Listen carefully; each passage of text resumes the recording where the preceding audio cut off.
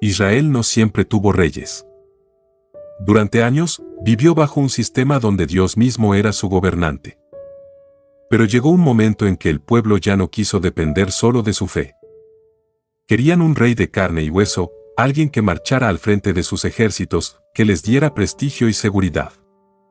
Querían ser como las demás naciones.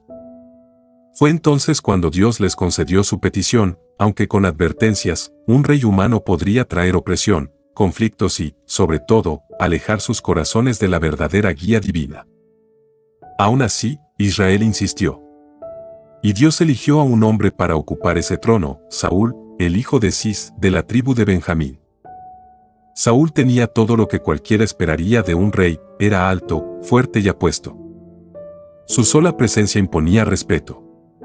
Pero detrás de esa apariencia imponente, se escondía un hombre con grandes inseguridades, alguien que, con el tiempo, demostraría que la verdadera grandeza no radica en la apariencia, sino en el carácter. Su historia comenzó de una manera inesperada. Un día, mientras buscaba unas asnas perdidas de su padre, terminó encontrándose con el profeta Samuel, quien lo ungió en secreto como rey de Israel. Poco después, en una gran asamblea, el pueblo lo eligió públicamente. Pero, en el momento en que debía presentarse ante todos, Saúl se escondió entre el equipaje, como si intentara escapar de su destino. Desde el principio, su corazón reflejaba una mezcla de humildad, temor y duda. A pesar de todo, su reinado comenzó con éxito. Condujo a Israel a la victoria contra sus enemigos, estableciendo su autoridad. Pero pronto su verdadera naturaleza salió a la luz. El primer gran error de Saúl fue su impaciencia. Se encontraba en una situación crítica, un ejército enemigo amenazaba y su gente comenzaba a desertar. Samuel, el profeta, le había dado instrucciones claras de esperar antes de realizar un sacrificio a Dios. Pero los días pasaron y Samuel no llegaba.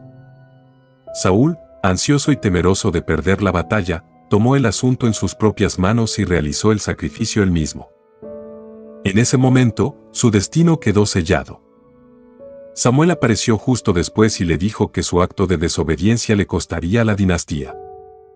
Dios buscaba un líder que confiara plenamente en él, y Saúl había demostrado lo contrario.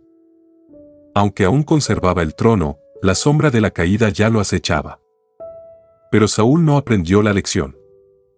Más adelante, recibió otra instrucción clara: debía acabar con los amalecitas y no dejar nada ni a nadie con vida. Sin embargo, Saúl decidió hacer las cosas a su manera. Perdonó al rey enemigo y conservó lo mejor del ganado, justificando que quería ofrecerlo en sacrificio. Pero Dios no estaba interesado en sacrificios. Lo que quería era obediencia. Cuando Samuel lo confrontó, Saúl intentó justificarse, pero el profeta lo interrumpió con una sentencia que resonaría en la historia: la obediencia es mejor que el sacrificio.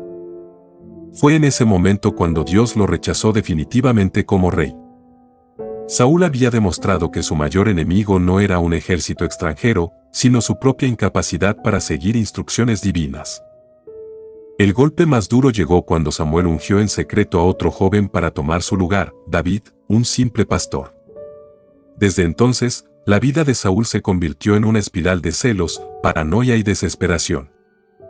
Al principio, David era solo un muchacho valiente que tocaba el arpa para calmar los ataques de angustia de Saúl. Pero todo cambió cuando David derrotó al gigante Goliat con una simple honda. La gente comenzó a alabar al joven guerrero, incluso más que al rey mismo. Y ahí nació la envidia de Saúl. El miedo lo consumió. Intentó matar a David varias veces. Lanzó su lanza contra él en plena corte, lo persiguió sin descanso, incluso intentó usar a su propia hija, Michal, como trampa para atraparlo. Pero David siempre escapaba, protegido por Dios. A pesar de su odio, Saúl también tenía momentos de lucidez. Hubo ocasiones en que reconoció que estaba equivocado, que David no era su enemigo. Pero esas chispas de claridad nunca duraban mucho. Su corazón ya estaba endurecido y cada día se hundía más en su propia locura. Uno de sus actos más atroces fue la masacre de los sacerdotes de Nab. En su obsesión por acabar con David, ordenó la ejecución de todos los sacerdotes de la ciudad, acusándolos de conspirar en su contra. Mujeres, niños y animales también fueron asesinados.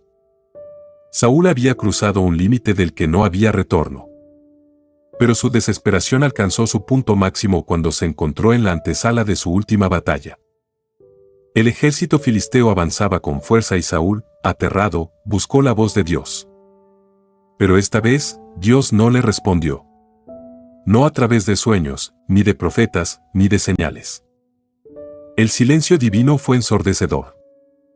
En su desesperación, Saúl hizo lo impensable, acudió a una adivina en Ende, disfrazándose para que no lo reconocieran. Quería una última oportunidad de saber qué le deparaba el destino. La adivina, para su sorpresa, vio la figura de Samuel, quien le confirmó lo que ya temía: su tiempo había terminado. Al día siguiente, moriría en batalla, y con él, sus hijos. Y así ocurrió. En el monte Gilboa, los filisteos arrasaron con el ejército de Israel. Saúl, herido de muerte, se negó a ser capturado y humillado. Le pidió a su escudero que lo matara, pero éste, aterrorizado, se negó. Entonces, Saúl cayó sobre su propia espada, terminando con su vida. El primer rey de Israel, el hombre que tuvo todo en sus manos, terminó solo, derrotado y olvidado. Después de su muerte, los filisteos tomaron su cuerpo, lo desnudaron y lo colgaron en la muralla de Bet-San como trofeo de guerra. Pero unos valientes de Jabes de Galaad, en gratitud por un antiguo favor de Saúl, recuperaron su cuerpo y le dieron sepultura digna. Así terminó la historia de un hombre que pudo haber sido grande, pero que dejó que el miedo, la desobediencia y la envidia lo consumieran. Pero su legado no desapareció del todo. De su linaje surgió un breve reinado en la figura de su hijo Isboset. Sin embargo, la profecía se cumplió, la corona pasó a David, el hombre que Saúl tanto temió. Su historia es una advertencia de lo que ocurre cuando alguien pierde el rumbo y se aleja de su propósito. Saúl comenzó con humildad, con la oportunidad de ser un gran líder. Pero sus propias decisiones lo llevaron a la ruina. Al final, el verdadero enemigo de Saúl no fue David, ni los filisteos. Fue él mismo.